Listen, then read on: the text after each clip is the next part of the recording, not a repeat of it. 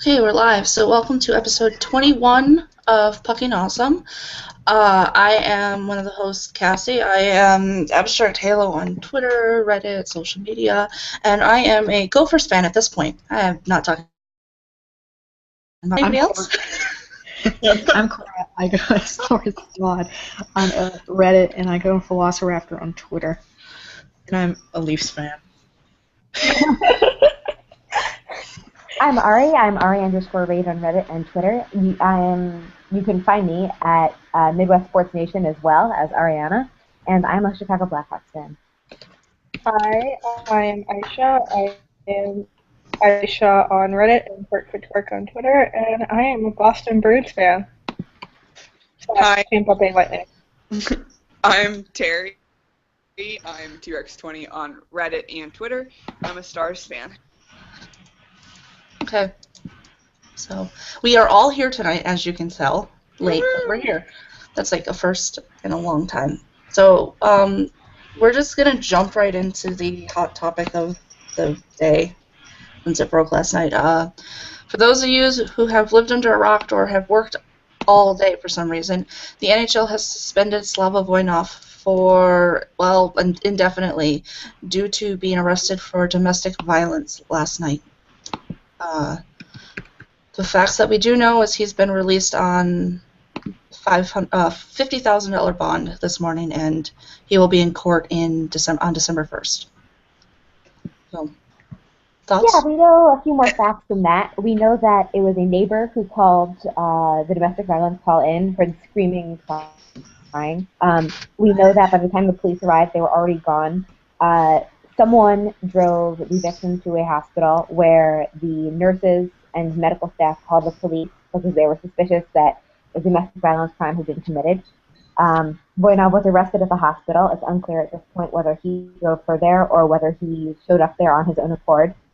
And, of course, that $50,000 in bail, you only pay 10% of bail. So he paid $5,000 in bail and has since been released. There was also interesting news that Daryl Sutter was seen in the neighborhood talking to neighbors. So that was kind of curious. Was he talking to neighbors? I saw a thing saying that he was at his house. Well, I guess he asked someone who was around whether Voinov was home. So he was, for Daryl Sutter, that's a lot of words. Mm-hmm.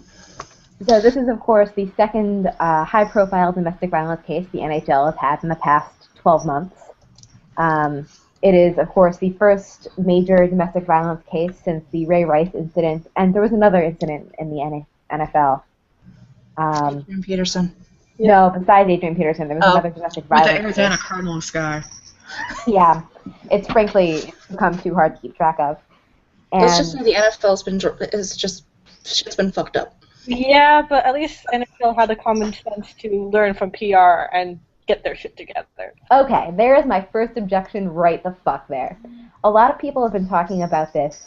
So, the NHL has suspended Slava Voinov indefinitely. A lot of people have been talking about this in terms of it's a PR move and using that as justification. Oh, this might just be a PR move, but it's a good PR move. You know what PR moves lead to? PR moves lead to Janae Rice apologizing on national television. PR moves lead to the NFL covering up the victims of domestic violence for the publicity. So if we're considering this a PR move, then we need to watch the NHL closer than fucking ever right now. Yeah, so I hope it's not a PR move. I don't think It is. It's a PR move. Yeah, I was thinking as a positive PR move, not like, oh, I'm just belittling the actual suspension because of the PR move. No. If the Ray Rice thing had never happened, I doubt he gets suspended indefinitely before the news even gets out that he was arrested. Yeah, it would have been just treated like. I'm not saying it's negative. I'm not saying they're doing a bad thing, but it's a PR move because from the league, they're going to do what's best for the league. But so then, if it's a PR move, I think that right now, before we say, thanks NHL for doing the right thing, or before we say, the NHL has at least, but if it's a PR move, then we have to assume everything the NHL does from this point forward is extremely self-serving and cynical. And that means... I've assumed that from day one. The NHL isn't there for me. It's there to make money. Yeah, it's a business. It's a business at the end of the day. He has harmed the picture's view of the business and how the business works. It's not just a PR move for the NHL for them to suspend him. It's also a cover your ass move. They're just Absolutely. but the thing is, he's suspended from playing games, but he's still getting paid. Yeah. But isn't that part of the CBA. player contracts? They Yes. really can't do anything about that anyways. Yes, because the It should- NHL has guaranteed contracts. They should pay him. They should pay him. Yeah. It's administrative leave. It's just that he's in the NHL, so we call it suspension. But it's an incident that they're investigating. So while they're investigating it, they put him on administrative leave. You get paid on an administrative leave. Anyone would. Right. I think and I've said this in other places. I think they're handling it the right way.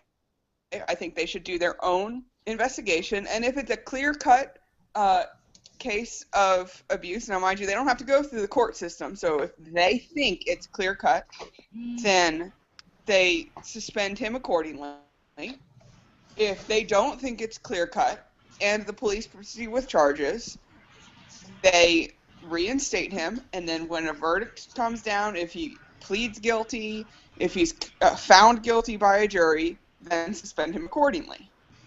Kathy, did you tweet out the link to the podcast? Yes, I did. Okay. Yeah. There's Let's get into the questions. Yeah, we've got questions. We've got people right now listening. So, so here's one part of it that I do want us to not skim over. We should our thoughts, and if you're the religious type, in prayers with his significant other in this time, because she was hospitalized because of this, and the focus should be on her well-being. Whoa, she wasn't and safety. hospitalized. She was not hospitalized. She was Well, treated at a hospital. Well, she was in a hospital. She was taken to the hospital, but either Okay, way, I just want to be as clear as possible. Like, Yeah. I'm not saying her injuries weren't bad, but she wasn't hospitalized. She was treated and released. she was okay. Well, she was at the hospital for any amount of time. The fact that we should still keep her in our thoughts for her safety, and if there's a child involved, the child's safety. So, Yeah, there was a child at the home, which will be factored into the charges, apparently. Yeah, they're investigating to see if there was any child endangerment. And, we hope, I think I can speak for all of us when I say we hope she has somewhere where she can be financially, mentally, and physically safe and have a support system she needs during what is an incredibly trying time. And I think that has been commented on by lots of members of the hockey media, but also not commented on enough. And I personally would love to see the NHL do some kind of family support for players.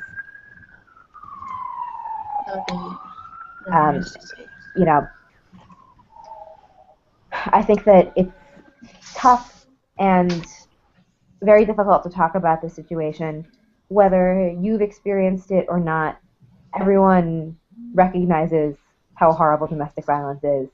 And thankfully, I think that people have been treating it quite seriously. But hopefully, regardless of the situation on the ice, we continue to treat the victim with the dignity and respect she deserves.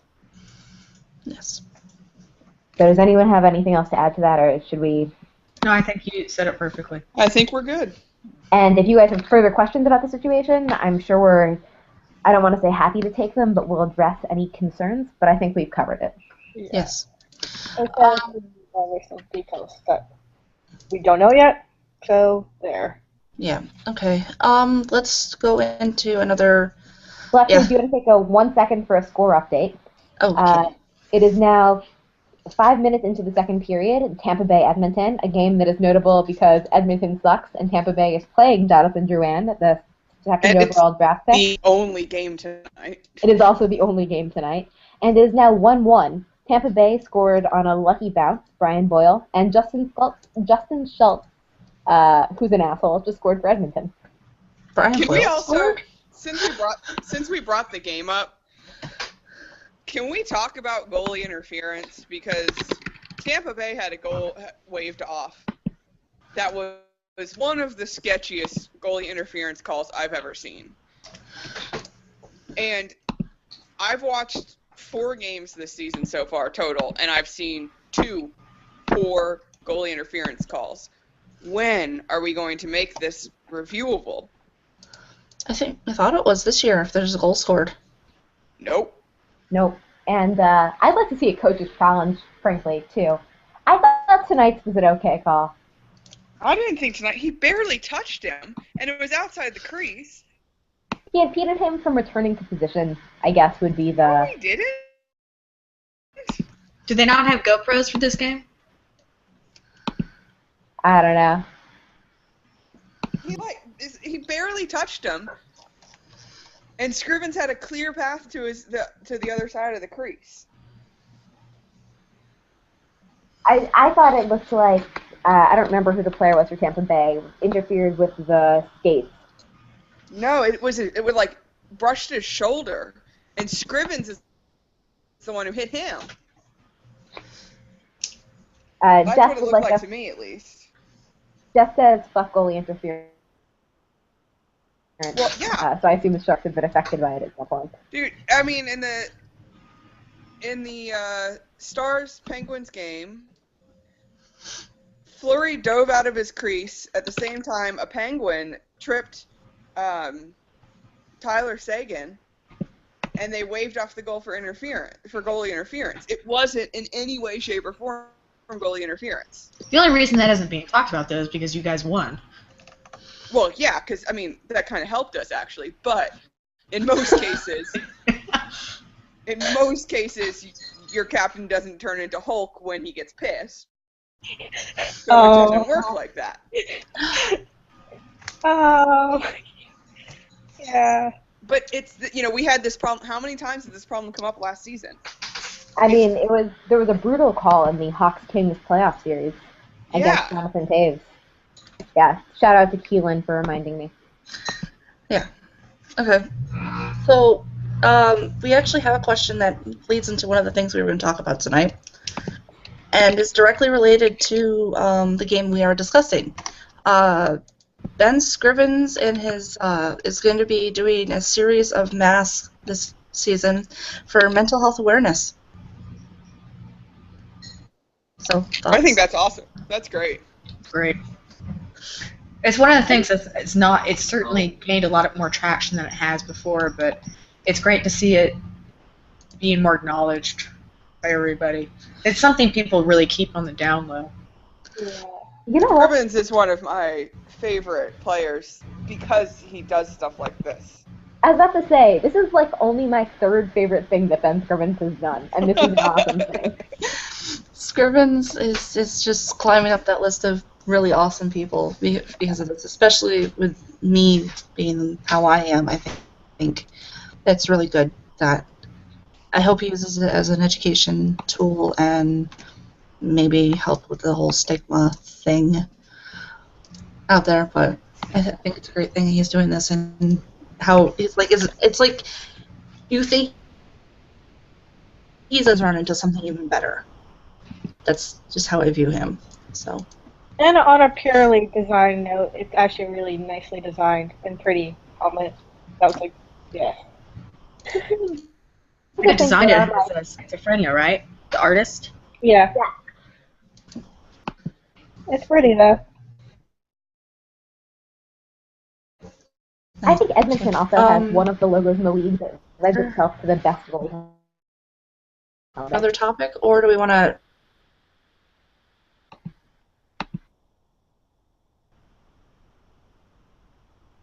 We have a follow-up question. I'm fine with being. All right. Sure. Okay. The follow-up is, if Voinov is found guilty, how long will he be Go for the banned by the follow-up. NHL? Okay. If he's found guilty, how long will he be banned, and what do the incidents in the NFL affect in their ruling? I think it Do the should incidents be affect their ruling? I think first instance it should be something like, 50 games. I mean, I think it should be high. And I think second is you're gone. See ya. I think so. Yeah. it shouldn't be like a slap on the wrist. I think it should be basically. Oh yeah, well yeah, you're right. I think basically it should be like if it's early enough in the season, it's rest of the year, and then have a set number of games after a certain point. Well, I think it should just be a set number. I don't think he'll. I think. Well, I think it also will be. But yeah. My understanding of the I think CBA. it should be high. Well, okay, so I agree it should be high. From a technical point of the CBA, I do not believe, and I could be incorrect, but my legal understanding of the CBA is there is not a set number of games. Like there currently is a set number of 6 games minimum in the NFL. It's at the league's discretion. So I think because hockey plays so many more games than football, you'd expect to see more than 6 games. Yeah. There isn't really a precedent here. The NHL has not historically set any kind of precedent like this, so we're definitely setting new tracks. How many games specifically would you guys like to see? Saying high is one thing, but do you want to see 30 games? Do you want to see 20 games? Do you want to see a season?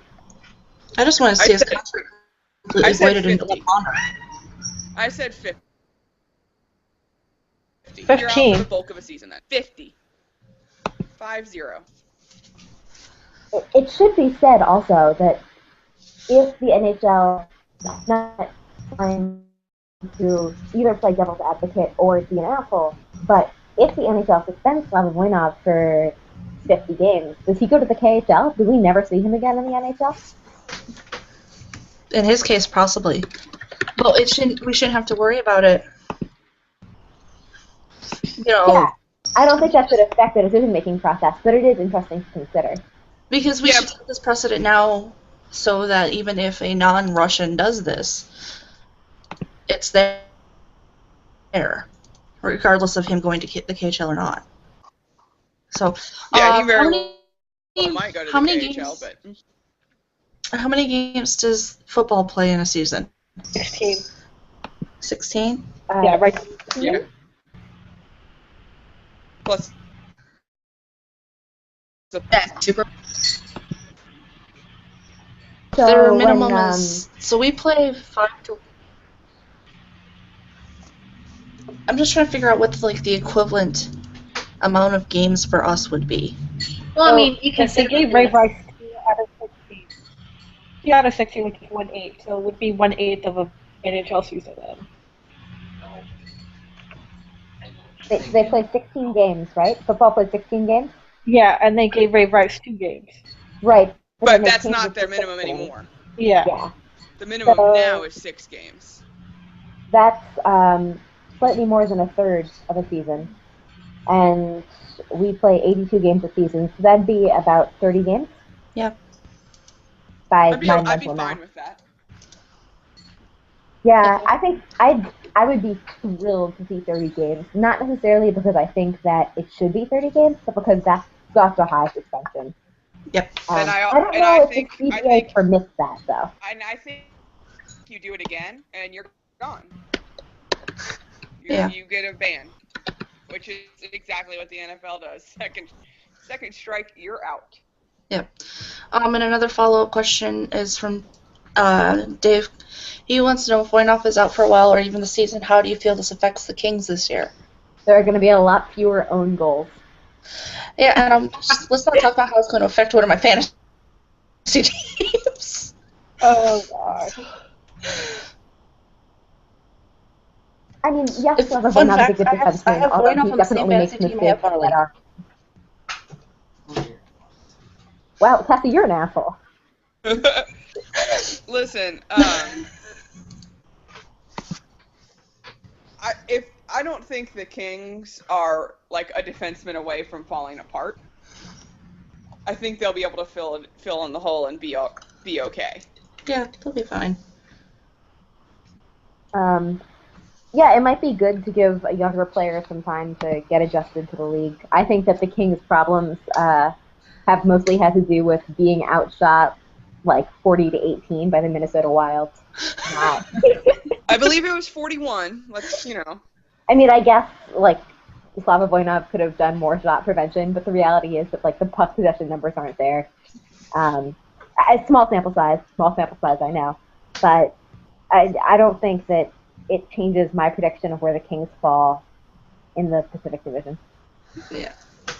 And we have another one from a different Dave.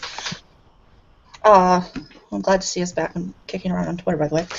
Do you think domestic abuse is a bigger issue in the NHL with the victims being told to be quiet, since this is a problem in the NFL? And yeah, I don't think so. I don't think we know. Yeah, I don't think we also know. There's a huge culture of domestic abuse in Eastern Europe and Russia. So that's also another problem with the whole domestic abuse in NHL. I mean, there's a huge culture of domestic abuse in America. Yeah, I think the difference is, this is very stereotypical, and I hate saying this, but with the cost of hockey at a young age being so expensive, for the most part, it's either upper middle class, just families that are well off that are playing the sport, where opposed to NFL, where they're coming from poverty and where they're coming from these cycles of abuse, where that's all they've seen when they've grown up. We've got suburban America, things are a little bit more picturesque, even though there are some things behind the curtain. And can we also point out that, well, I would imagine that the NHL has a lower arrest rate than the NFL. The NFL has a lower arrest rate than the general population. Yes. People always act like the NFL, all their players get arrested all the time. It's a lower rate than the general population. To be fair, athletes probably get away with more. Well, but I don't think that would account. Ow, sorry, my dog just bit me. I don't think that would account for the gap that is there in the general population. Yeah. I don't think a cop recognizing somebody on the spot as an NFL player and not arresting them would account for it. Yeah. I mean, there was a really interesting article recently about college football in Florida and sort of the culture by which it's impossible to get arrested as a Florida State football player. And so I think that we know now that we just don't know how much domestic violence there is in any league. We don't know how much the league is involved in terms of cover-ups or in terms of counseling or anything like that. But I think that we're going to find out in the next 2 or 3 years. Shit is hitting the fan in professional sports right now, and hopefully it'll be better at the end of it all. By the way, transparency, but... By the way, I just looked up because I was wondering what the maximum length of a suspension is for an off-ice incident. There is no maximum length of a suspension. You can be suspended for a definite or indefinite period. If it's more than 6 games, it's of course reviewable by a neutral arbitrator, which is also how the NFL does it. And pay would be prorated. So Voinov could lose a third of his season's pay if he was suspended for 30 games, which is a pretty significant penalty. That's pretty good. Okay, so let's get into some, can we do happy stuff? Yeah. Yes, let's do happy stuff. Yeah. Today, the Buffalo Sabres announced that the date that they will be retiring Hasek's number will be January 13th, 2015. It'll be in a game against the Detroit Red Wings. Right. Yay! Yay! And I have the date memorized because it's really stupid, is that the Sabres will be in Minnesota on November 13th. My birthday is December 13th, and then they're retiring Hasek's number January 13th. So yeah, that's right. Are you going to go try to make a trip to Buffalo for that? No, I'm not. I cannot afford that, and I have school. I like that they're doing it against the Red Wings. That's nice. Yes. It's a nice touch. It's very nice, and I'm really hoping even for though some... Even though they're copying Dallas and Madonna's number retirement against Minnesota. Whatever. Just the little things. I'm not too mad about it. I really hope they might do red and black throwbacks that night, maybe. I don't know. Just be really cool. But it's finally happening. I mean, it was announced that it was going to happen, but it's like, it seems more real. So, Dominic Hasek will be officially retired soon. Now let's just hope he doesn't try and come back. I hope he does. I love Hasek. That's what has been... Okay, so for everyone who's asking why is it taking so long for the Sabres to retire Hasek's number, he hadn't exactly stopped playing hockey until like 3 years ago, people. He was still playing overseas, and now he still kind of plays, but he plays as a forward, so... I'm sorry. Yager syndrome. I had no idea he was 49 years old. Yes. Oh, back up. I'm still on the he plays as a forward. Yeah, the interview. If you never watched Hasek play, that should not be overly surprising.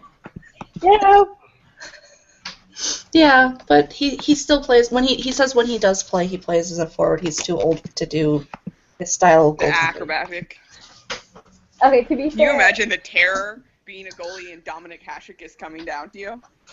I wish Dominic Hasek played as a defenseman, so he could just hit check people all the time, a la Gaborik. Here's Fucking the hit thing. check the shit out of him. Now, Hasek is considerably crazier than me.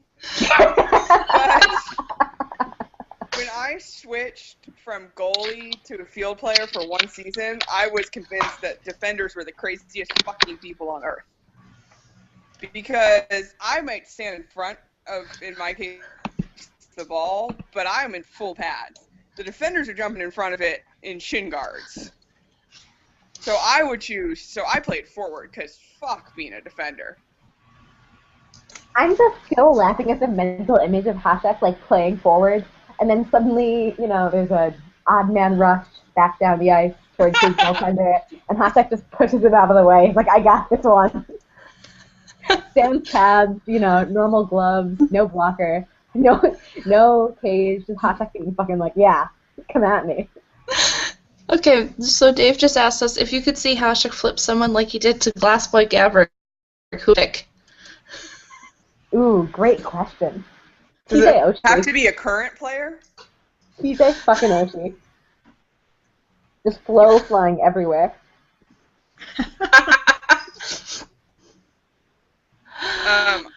Can we go back in time and can he do it to Scott Stevens? Yes! Yes. I want to see him flip Marshawn. I just want to see it. Everybody wants to see that happen. No, I don't. If he flipped Milan Lucic, do you think it would dent the ice?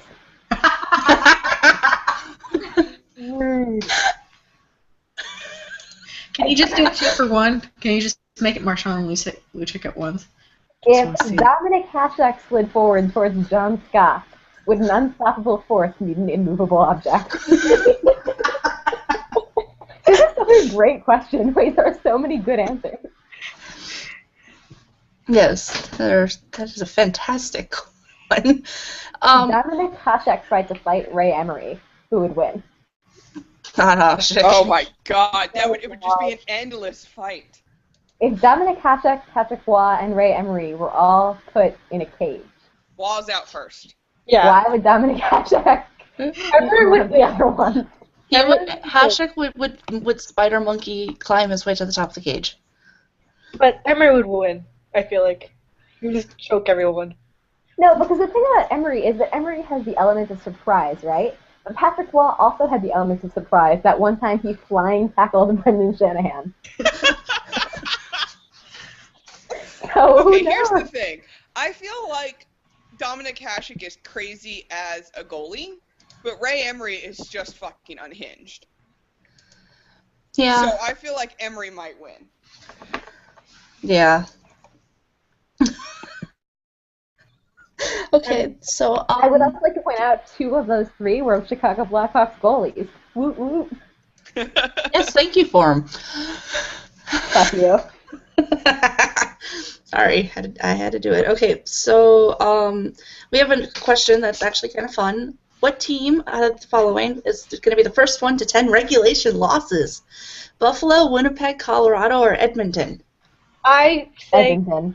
say Carolina Hurricanes. I say Buffalo. They're Hurricanes. I think Edmonton, Buffalo, and Carolina are all going to give it a really hard-fought battle to get to the worst. Who can honor for Connor? Well, I'll just say it like this: Buffalo has Ducks, Kings, and Sharks all in succession next. Oh, Buffalo, then. Going to be a trail of carnage through California. Yeah, our next 3 games are the California road trip through. Yeah, and then we face Toronto, so we've got a chance there. But sorry. Hold on, I'm looking I up don't like to be Edmonton's reminded schedule. of my team. Oh, by the way, thank you for letting us finally beat you guys. No problem. So Edmonton has Vancouver, Arizona, Los Angeles, Vancouver, and Calgary next few games. That's not a great schedule, but Edmonton is also just abysmal. Yeah, but have you seen Buffalo? Yeah. Hey, they beat the Hurricanes. Okay, at the end of the first period of the Bruins game on Saturday, there was a stat that came up that had stated that Enroth had faced, in 4 games in 1 period, 159 shots. That's just atrocious. That is not a goaltending problem. That's a problem. That's a defense problem. That's just a general overall problem. That's an AHL team problem. That is a problem. An AHL team problem. This is a good time to say, so I usually look for about 15 game sample size. So only 5 or 6 games into the season for most teams. But all of those teams we mentioned, Edmonton, Winnipeg, Buffalo, and Colorado, have pretty bad PDOs. I think those teams will be a little bit better in the long run.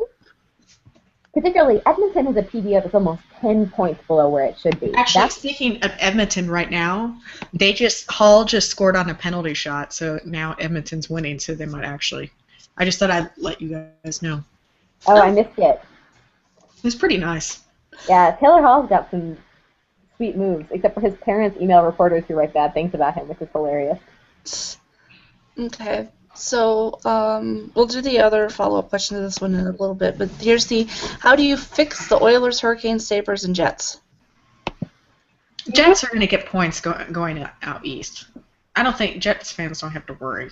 But they're still not a team that's going to contend with the division they're in. Oh, no, they're not. I mean, they're in the Central Division, but they make it seem like they're on par with, the rest of the bottom dwellers, and I don't think they are.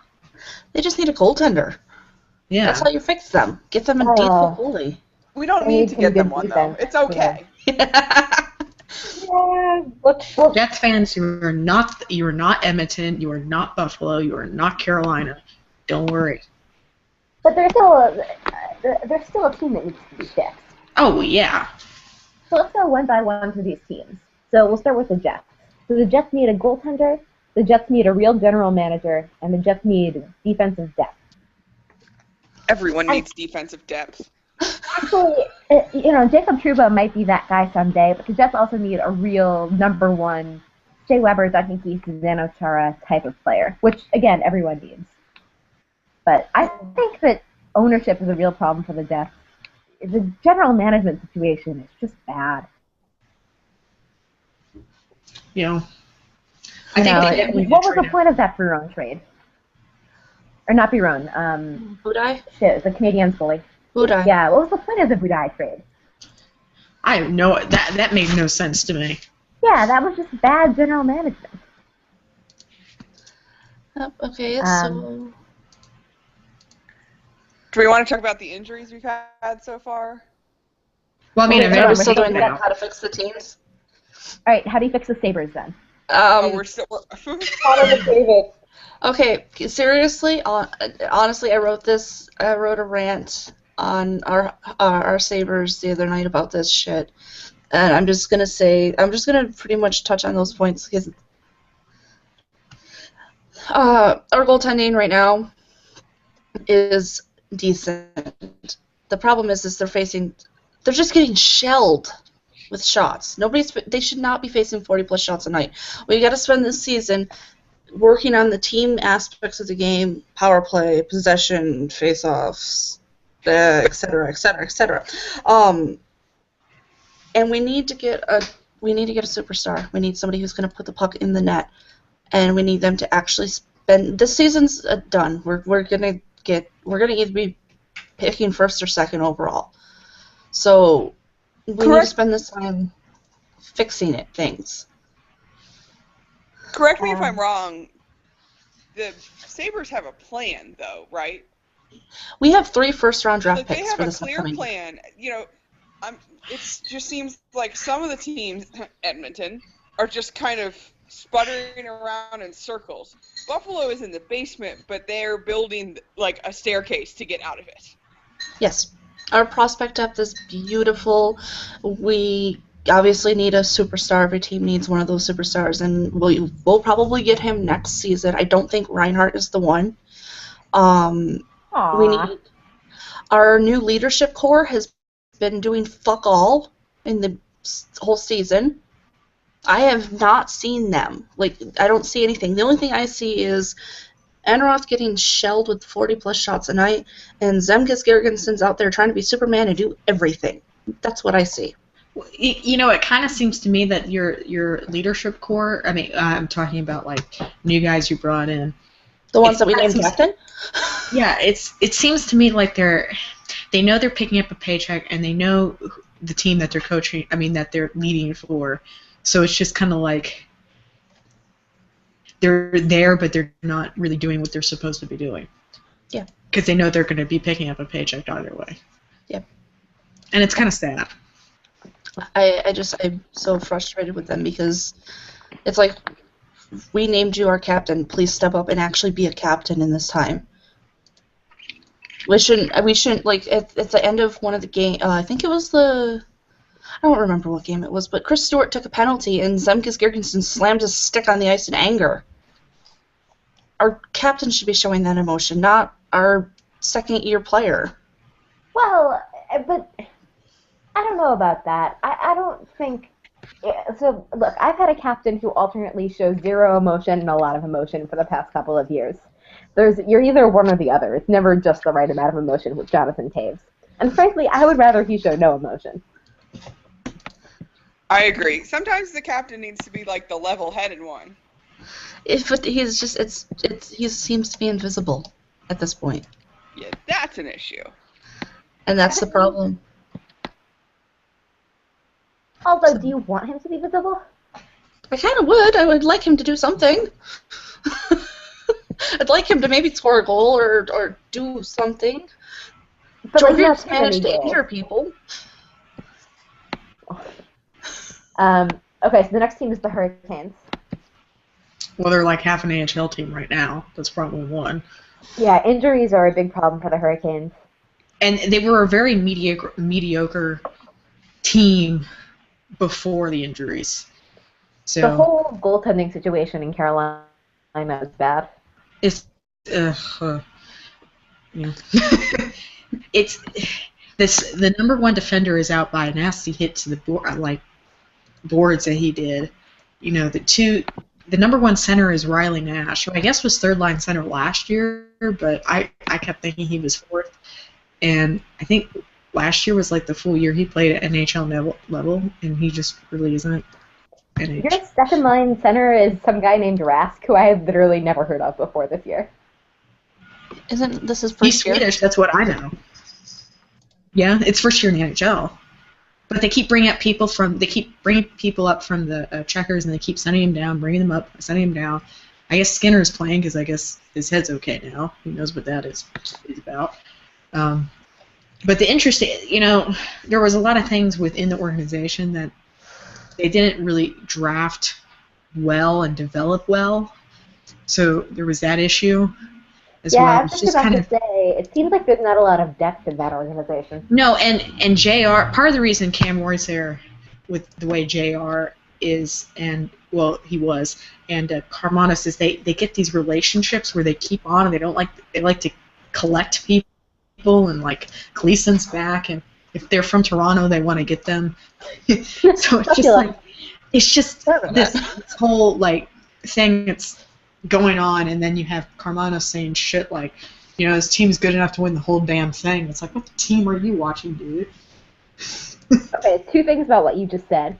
One, that sounds like what the Islanders used to deal with back in 2006, 2007, which makes me really worried for the Carolina Hurricanes.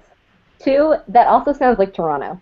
So basically, either David Clarkson or David Boland to Carolina confirmed in like 3 years. Dave Boland plays Florida now. Yeah, but Yeah. Florida trades people. It's fine. Yeah. You can always give Florida like a couple of picks and get the player you want. I'd do it like 10 a week as a Blackhawks fan.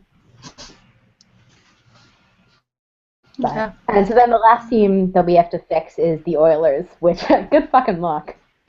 You people have been trying to fix the Oilers for a goddamn decade at this point. The Oilers' First things upper first. management, I swear, they're at the point where they're going, if we throw enough shit at this wall, that's their plan. I think that's what their plan is. How many good draft picks do you need? Well, how many good draft picks can you ruin? Right, I'm at the point of no sympathy. I feel sympathy for the Oilers fans, but not for the organization. We used to have It seems like to me that Hall has been playing his butt off tonight. Yeah, Taylor Hall's a good player.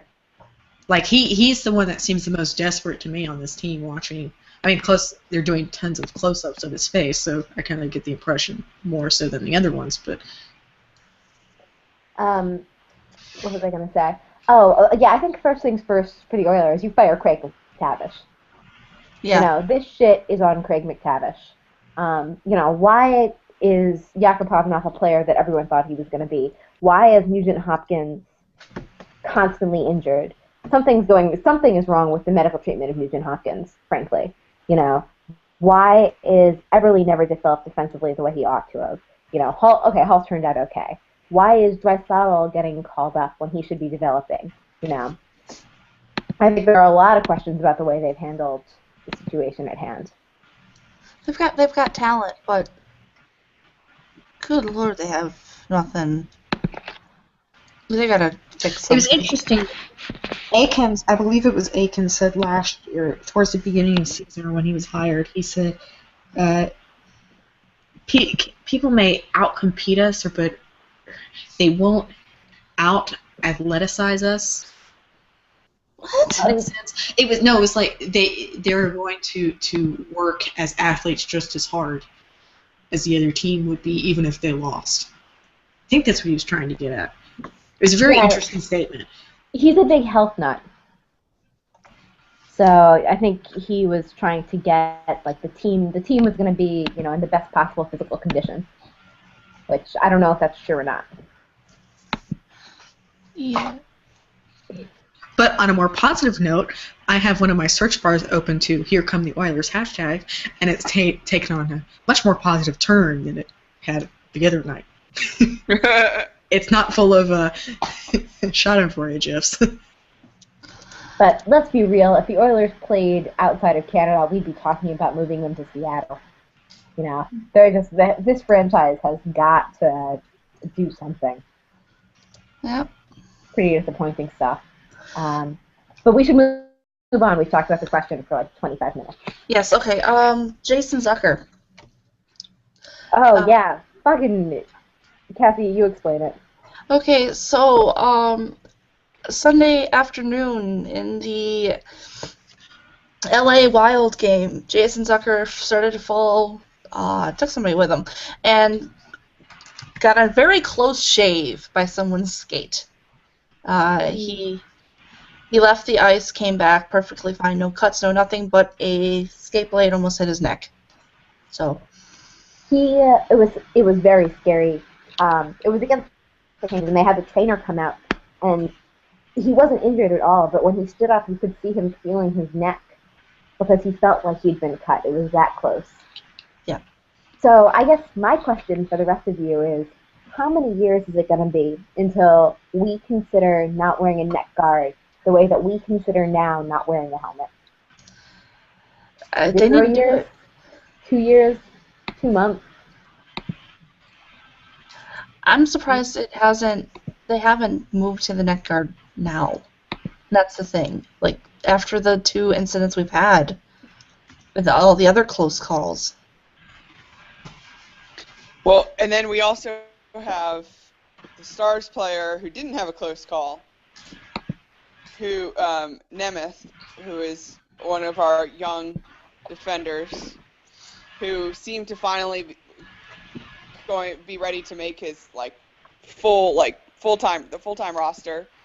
In the game, in the last Stars game, he was cut on the wrist by a skate. Somebody got upended next to him, and it was bad. He is out for the season. For the regular season, they said playoffs are a maybe. Lindy Ruff said they didn't specify like what happened. Lindy Ruff said it was bad and it involved everything in his wrist. Yeah, that's terrifying. Yes, and you can watch the replay. The replay doesn't look like the guy gets upended. It clearly hits him. The announcers, there's not video of it, but Ralph and Razor said that the Oilers bench, it happened directly, or the Oilers, not the Oilers, sorry. Who were we? The Phillies bench. You mean the Flyers? Yes, the Flyers bench erupted when it happened, but from the video, all you can see is he throws his glove off, grabs his wrist, and basically races to the bench, and the trainer ran down the hallway with him. So, yeah, it must have severed ligaments and tendons, but I just want to say I have a very soft spot for Jason Zucker, and after I was freaking out watching that because I said this when it happened, but a few months ago the Wild did a tour around the state, and I got to meet him, and he was very kind and showed some concern after my wrist surgery and asked about my hand. So I have a soft spot for nice players, and I was freaking out watching that game. It was scary. It was very scary. I didn't realize what happened at first, and I was jiffing the game, so. Ugh. Dave Birdbag says that those kinds of incidents with necks and skates are freak accidents, and he doubts that neck guards will be adopted. Visors are necessary, neck guards not so much. See, I disagree, because whether it's a freak accident or not, it's also a freak accident when Crosby gets a puck to a jaw. But whether it's a freak accident or not, if you have the opportunity to prevent your throat from being slit, I would take it. Yeah. Here's the thing. Have you ever worn a neck guard? No. Okay. And I don't know how it is in rec hockey. I've never played ice hockey, but I wore a neck guard in field hockey. And when it's tight around your neck, it's restrictive. At least the kind that we always wore. I wore it slightly loose so I could have full movement, like as far as looking down, and I took a field hockey ball to the neck my throat, it hit the bottom of my mask. My mask it's an ice hockey mask, literally the same mask. It hit the chin of it and bounced behind the neck protector and hit me in the throat. So the way players will wear them, they're not 100%, and they are restrictive in their movement. I'm not saying they shouldn't wear them, but that might be why they don't. Yeah, that would make some sense. I don't see why they shouldn't wear whatever protective gear they can get, but that's me. We have another question. Dave wants to know, what would it take for you to throw your merchandise on the ice out of frustration? Cassie, why don't you go first? Yeah. Oh, wow, me. Actually, I wouldn't throw any of my jerseys or anything I've purchased because other players in the past have worn that same jersey. LaFontaine, Pro, Hasek, all of them, and it would be a disgrace to them and what they're doing and what they did for the organization and for the team to throw a hissy fit. Plus, jerseys are really, really expensive. And I'm broke. I will happily wear my t-shirt that says "One Before I Die" in frustration. Like I'm that. not sure I buy. It would be disrespectful to everyone who's worn it. That seems over sentimental to me. No offense, sorry. I do buy now. My jersey, I have a real jersey, but my other jersey is a knockoff of the current one because I'm poor. But if I spend $150 on a jersey, that shit's not getting thrown anywhere. No. So the money part I buy more than the sentimental idea of it's a disgrace to everyone who's ever worn the jersey. And in the case of say Edmonton or Toronto, which I think it was the Habs fan that threw the Toronto jersey, but whatever. I would think that the way the management is operating the team and not taking the necessary steps to win is more of a disgrace to the greats who played for them rather than throwing a jersey on the ice. Well, my other thing is I really have no reason to. Yeah, the Sabres are doing a pile of shit right now, but our management isn't sitting there trying to put a Band-Aid over the situation. They've addressed that, yes, we have a problem. Here's the plan going forward. Your management is. Yes, my management has. So I'm not mad at them. But you're an Oilers fan. Uh, Yeah, I'm saying if you're an Oilers fan, their management not doing a whole hell of a lot. You're a Jets fan. I think the question wasn't, would you currently throw a jersey on the ice, so much as what would it take for you to throw a jersey on the ice? I don't think anything. Probably relocating the franchise would be mine. Yeah. That's a good one. Yeah, I can see that. Yeah, the relocation. That's incredibly hypocritical of me. Based off my form, but I wouldn't throw a jersey off of the current team's form. I would just do it because of relocation, or if they're selling the team or growing whatever.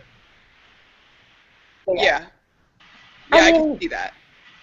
My problem with jersey throwing is that it hurts the players who are generally not at fault. I think in the modern NHL, players play their hearts out. When there are problems with the team, it's usually because management put together a shitty team. But let's say that I had a favorite player and the rumor was the locker room forced him to be traded. Let's say in an alternate universe Joe Thornton situation, I might be tempted to throw that guy's jersey on the ice just as a fuck you to the players. But I think the situation would have to be one where I was mad at the players, not at management. And it's hard to come up with like a good situation for that. Yeah. Yeah, it'd have to be if they were moving my team, then maybe. My team's not going to be moved, so I'm not too worried about it. Well, I mean, neither is mine, but... Well, you think that now, but back when the Blackhawks were terrible, they used to talk about moving the Blackhawks, and that's in fucking Chicago. Yeah. Jared Pagula has a billion-plus reasons why that team isn't getting moved. Mark Cuban would buy us before we got moved. It is We got never ownership far trouble enough off the again. market. And last time I checked, Jeremy Jacobs is the devil. He's not moving the team. I thought Jeremy Jacobs would sell your team down the fucking river for $10 and a Subway sandwich. Don't even. Okay, we have another jersey question from different Dave. Do you prefer female cut jerseys to regular? Female. I am fat, so no. I want regular jerseys because female cut anything for anybody plus size is not comfortable and it doesn't fit right. As a woman who's less endowed, I like women cuts so then it feels like I'm not flat chested when I wear guys' jerseys. They're just hard to find. I would like to try one on. I have big boobs, and I have a woman's cut jersey and a regular jersey. And I like them both. I like the regular jersey because I feel like I'm supporting the team a little more, which is silly because I'm actually not. But I like the women's cut jersey because I don't look like a box when I wear it. And the sleeves don't go 5 inches past my arms. See, I like the box aesthetic. I kind of am a cardboard box, I think, emotionally. I just know that the I small don't have are way too big on me. I don't have like hips or any sort of curves. So when I put something that has no shape, like the normal cut jersey, I literally have no shape. I don't give it shape like some women do. So I like the women's cut jersey for that. See, I can't even wear an adult man's jersey. I have to go wear an extra large junior jersey to fit me. I will that would say be annoying. on the previous jersey question, Mili Obeshi and Twitter, if you don't know her, had a really great point, which was she would throw her jersey if the person on her jersey turned out to be a super shitty person. So if you were a Kings fan, which God save your soul, and you had a Voynov jersey, I might be tempted to throw a Voynov jersey. But I wouldn't, because the NFL has now set precedent of letting people exchange their jerseys, and they started with Aaron Hernandez, and they did the same thing with Ray Rice, and it's the individual teams, not the league as a whole. But they have set a precedent for sports teams that if your player, if it's a murder, you can exchange their jersey at player's jersey. So I'm not throwing it, I'm exchanging it. That's pretty good of them. I still wonder if the Wild Lodge, they'll let me trade my jersey. So, okay. So some other news. What do we want to do? I don't know. What's in the news? Well, Lucic was immature and got a $5,000 fine for it. Is anyone surprised? Nope, not at all. And I kind of regret him doing that. And no one really knows if Bruce or him canceled doing the public press meeting thing after the game, because no one really knows. So that caused bigger shit because everyone thought it was just him being immature or it was just Bruce protecting their ass. So there was another controversy for that. And then people bring up points, a bunch of the Boston writers were bringing up points that we traded Sagan for off-ice issues because he's immature off the ice, but we're not trading Lucic for his on-ice issues. But the thing is, actually, Lucic actually produces once he gets into form after doing the mid-season, while Sagan, so, yeah.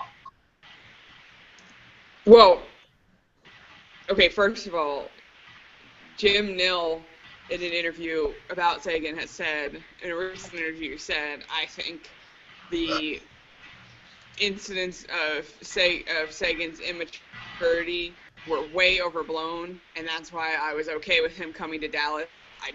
I've known him for a long time, and I didn't think that was really him.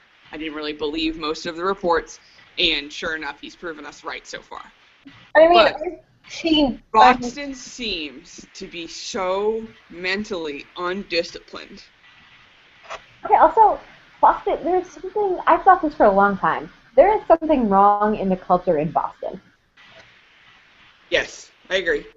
With Kessel, with Sagan, with Thornton, all the way back to 2003, with the way that people talk about that locker room, something is off about Boston. But, anyways. But I've seen Sagan out in the city. I've seen him party almost every night before games before. I've seen him. I've heard him sleeping with so many girls and seen him. Who the hell cares? But I'm just saying he was immature off the ice. I'm sorry. Wait a minute. Back up. Since when is sleeping with a lot of women? No, because he would do that at 21, immature. He's a hot, rich 21-year-old who, of course, he sleeps with a lot of women. As long as it's consensual, I really don't think it's any of our business. Exactly. That's how I'm going to look at Do you it. think, Steve, look at how well he's producing in Dallas. Do you think he's suddenly celibate? No, but he's currently dating the ex-Miss Texas person. I'm sorry, what? He's dating the ex-Miss Texas person. Whoever was Miss Texas previously, yeah. Okay, so I would still He's imagine settling they would down because be going out and also having a lot of sex. just saying, like the idea that because someone is seen out means they're immature and not taking their career seriously. That doesn't make sense. He was out during the Stanley Cup Finals. He was going out nights before the game during the Stanley Cup Final. When we needed him the most, he was out drinking and having parties and everything. He I think wasn't the main being serious takeaway about from actually this is playing. that I think the main takeaway from this is that Patrick Kane was immature, but we didn't trade him because he's a useful fucking hockey player. Yeah, And you because trade Patrick Kane a actually useful fits fucking in. hockey player. Patrick Kane actually fits in, and he actually could do. Okay, but Wait, what does it mean hold to on. fit in? Let's go look up Sagan's. I'm going to Hockey Database so we can see. Also, if we traded a player every time he didn't produce, we would have traded Patrick Sharp to, like, the fucking ECHL by now. Okay? Players have hot streaks and cold streaks. That's the way hockey works. It's not a reason to trade a player. That's insane. And seriously, the fact that you guys still have Kane. Yeah, because when a player is a problem, you fix the problem. I mean, okay, sometimes a problem can't be fixed. Victor Stahlberg was never going to work in Chicago. And when the player and management come to that mutual agreement, then maybe it's time to give him a fresh start somewhere else. But Tyler Seguin was an extremely useful player. I think he'll probably lead the NHL. He'll be top 5 in the NHL in points, if not this year, then next year or the year after. He has some good chemistry on his line in Boston. He did. He kept on getting demoted in every line. He didn't fit in with the first line. He got demoted to the second line. He didn't mix in with the second line. He got demoted to the third line. He still didn't mix in with the third line, and then we finally put him on the fourth line. Yeah, because he had a bad playoff series. He had a bad playoff. Regular season, he kept him bouncing between the third and the fourth line. All right, whatever. This is We not... have players. Wait, we have players who we consider vital who bounce between lines because that's what they do. Because he had the 2011-2012 season for Boston. He had 29 goals and 38 assists. One season drop where he didn't produce as much and he's traded. One season. Anyways, this is not a topic that's been relevant since like 2003. I think it's a bad trade. I say you could make whatever you want. Let's move on to something that happened in 2014. For example, do we have any questions? Is there any news? Can we get a score update? Let's move on. Okay, let's do some news. TJ Brody signed a 5-year contract extension today. Elliot Friedman is reporting the value to be at $23.25 million. TJ Brody's a great defenseman. And he's good for a team that needs that going forward. They looked pretty good yesterday against the Jets. I mean, they weren't fantastic, but they looked pretty good. I mean, some people will even speculate that the reason Mark Giordano had his name in Norris nominations last year was that he was playing with TJ Brody. So I think this is a great deal for Calgary. And this is exactly what they should be doing, which is signing excellent players to good contracts for affordable prices while they recover. Yes. Yeah. Good job, Brian Burke. Yay! Other funny news, Tuukka Rask filled in for a drummer at a bar in Buffalo. Can't he break a drumstick?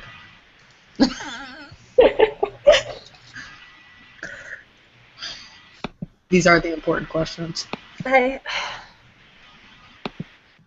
don't know. I don't think so. But hey. The Minnesota Wild have announced that for all its upcoming home games at the Xcel Energy Center, they will be receiving a special welcome from Swedish heavy metal's Hammerfall. That sounds fun. That's interesting. I guess I'll see it live in a few weeks, but that's interesting. We also had a little request, so we can jump on that real quick. If I can, we've had a lot of. Is it about the charity? Yes, I'm trying to find the exact tweet so I can. Okay, I can talk about it. I can. If you didn't know, the hockey subreddit has been having a charity drive. And the way it stands now, unless I refresh, it looks like there's been over $22,087.50 donated to various charities that people have shown proof that they've donated to, or have shown proof of volunteer work. And apparently there's been 154.5 hours of volunteer work also added. Oh, and blood donations count as well. So the current team in the lead, I believe, is the New York Rangers, with at a little over $8,000, with San Jose Sharks at $7,000, and third is New Jersey Devils, which, big difference, has about $2,500. So it's good to see money being raised for the cause. And I want to just kind of prod and poke and maybe beg that don't always stick to big charities. Please maybe possibly try and look locally and give back to your community. That way you know what your money's going towards, and you kind of have some community pride there. I mean, big charities are great and all, but maybe look around locally. So that was my push. I did that. I went local. So. MSF, Medicine Sans Frontières, to deal with Ebola in Africa.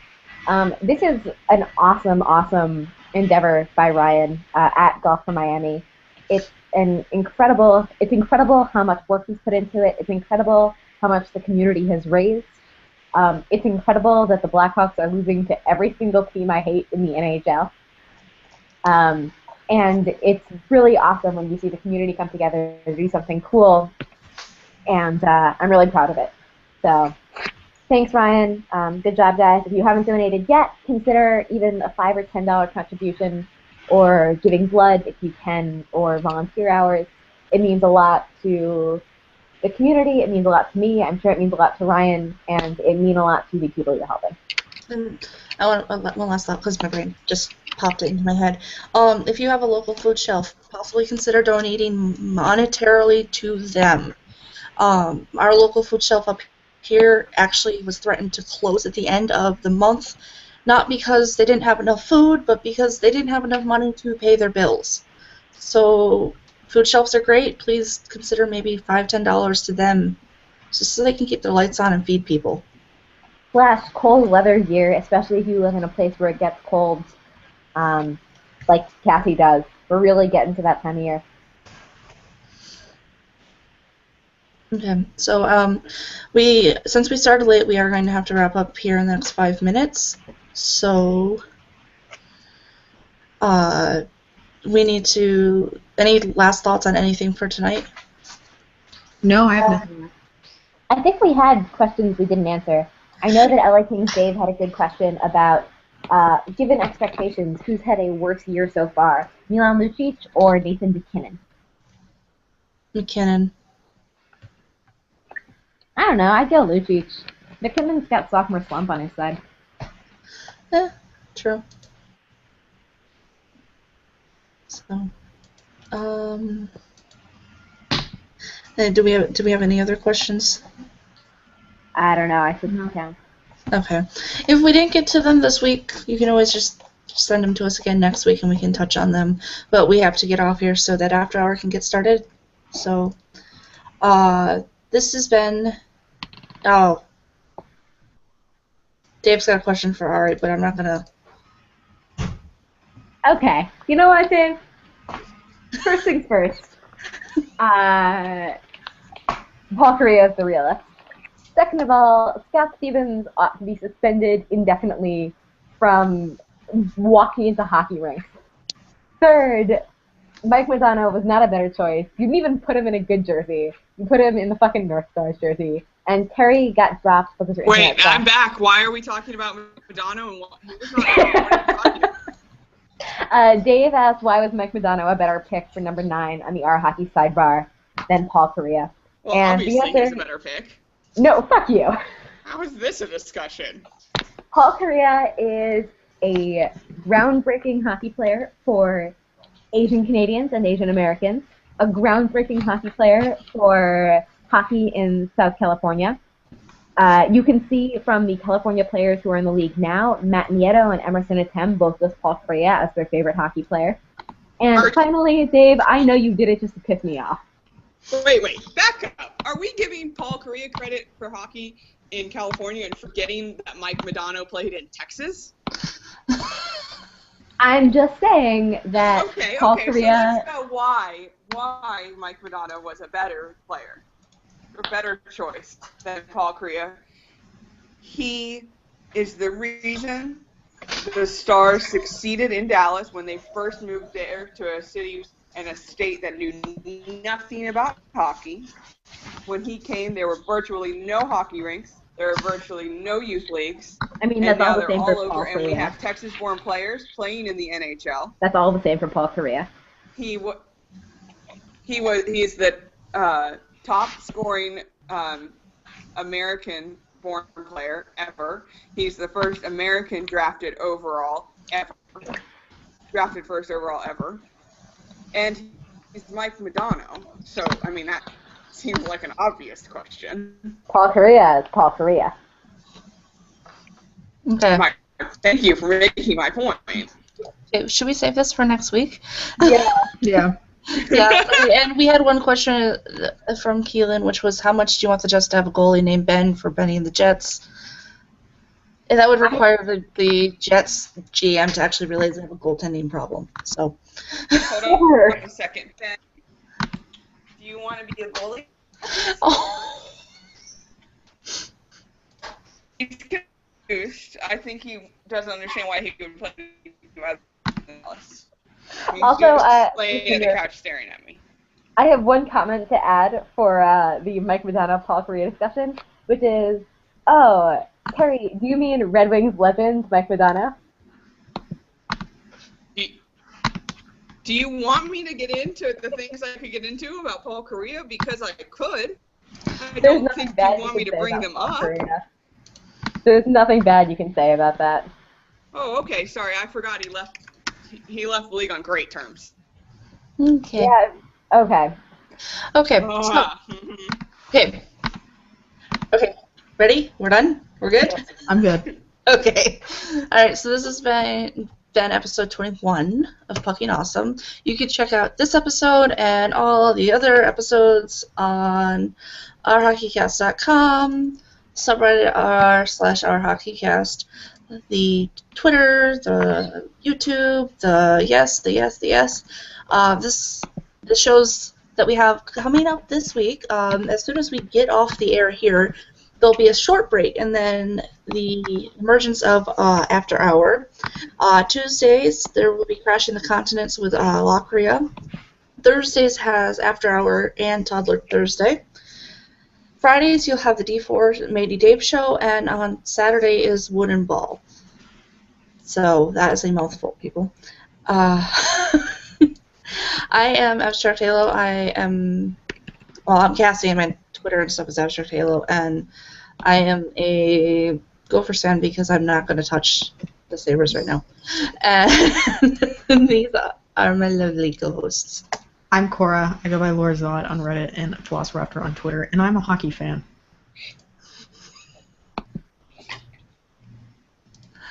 Yeah? Someone?